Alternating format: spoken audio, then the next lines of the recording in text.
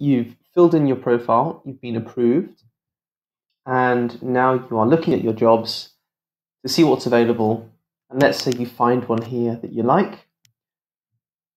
We can take a look at the profile of the person who posted the job and check out their details, if they provide any social media or website or other information. Sometimes they will have provided it, sometimes they won't. And ultimately, you can apply for the job. So again, we can see a little bit more information of the person or company who's posted the job.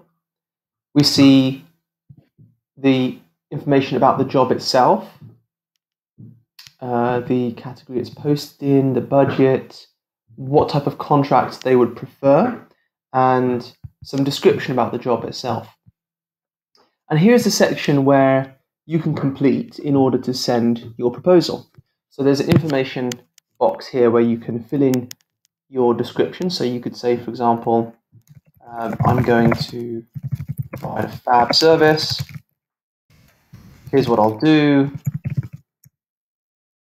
Here are examples of stuff I've already done, etc., etc. And here is really your opportunity to be as thorough and as interesting and as descriptive as possible in order to make the best chance of securing this actual opportunity.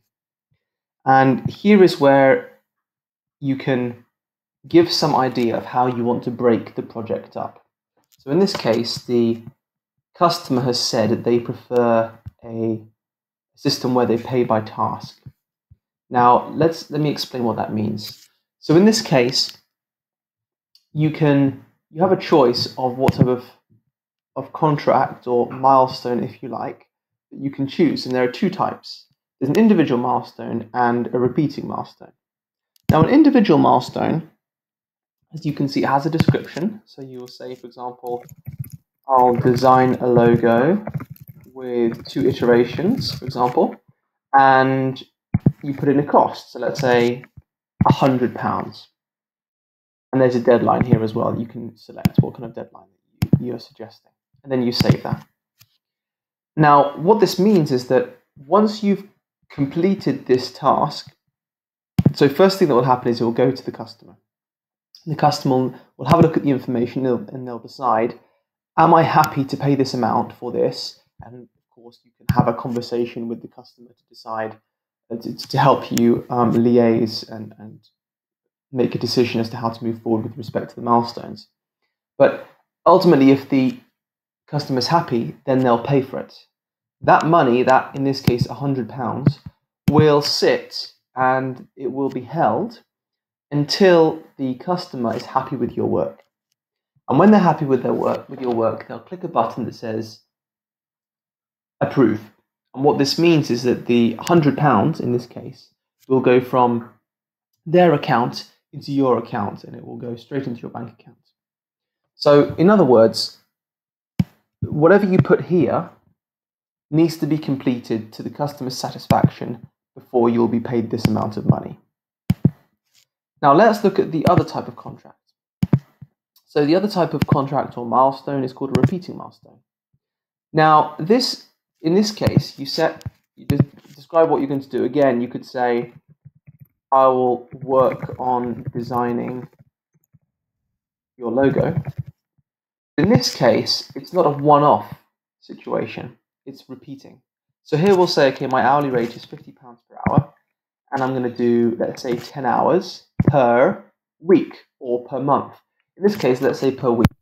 So the contract is £50 an hour, 10 hours per week.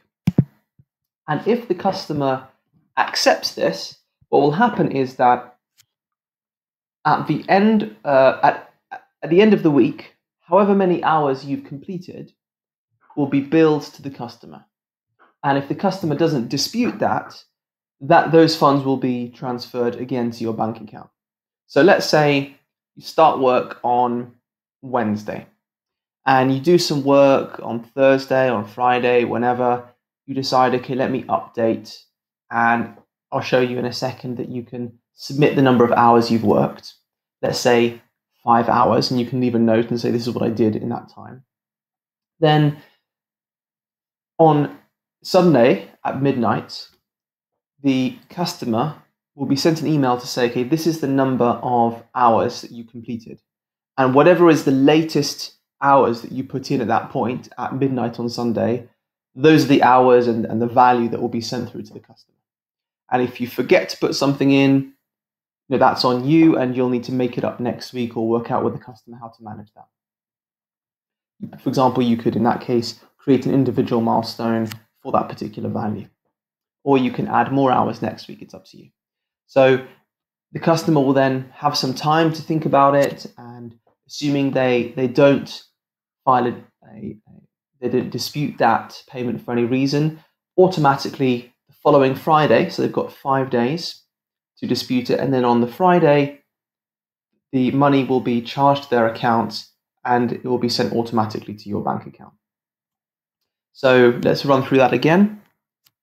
You submit the hours at any time before midnight on Sunday. At that point, the hours that you've submitted are fixed. The customer is notified, and they have until 5 days later, the following Friday, midnight on Friday, to dispute it. If they don't, then they'll be charged that amount of money, and those funds will be transferred to your bank account. So the individual milestone is a good thing to use if you're new to one another and you don't really trust each other that much, and you want the security of holding funds before you decide to work together.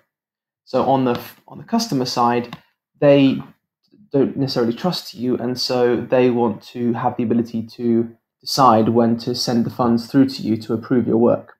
And on your side, you want them to upload the funds before you even begin work, just in case they decide not to work with you and they're not happy, and then they run away without paying anything. So in that case, an individual milestone is the best way to work together. But then if you trust each other a little bit and you've decided that you're happy to work on a weekly or a monthly basis, the repeating milestone is the one for you. And you can add as many individual and repeating milestones as you want. So for example, you could add a weekly milestone and then add another one here. So I'll build a site for you, or I'll manage your social media. And let's say here we'll do a repeating milestone, and we'll say, okay, again, £50 an hour. It'll only take 2 hours though per month. So now you've got a repeating milestone per week and one per month. And then you can maybe add a petrol expense, for example, here, which would be an individual milestone. Let's say it's £40 or something. So you can see it's quite a flexible system, and you can use it to fit the exact needs of your particular contract with your client. And then you send it to your client. So here we go. Let's send it now. Your customer will then get a notification. They'll be able to view your details, and ultimately, if they're happy, they'll accept the contract. But if you have questions, if you want to discuss with them, you can feel free to send them messages here and correspond with them until they're happy. And that's how you send a proposal. And then once you've actually sent a proposal, you'll see it's listed here. And then you can go through, and if you want, you can see that the status is pending. You can edit the proposal and then resend it to the customer if you wish. And then once you've actually secured the job, it will appear under this setting here, current jobs. And that will be the focus of our next video. So see you in a bit.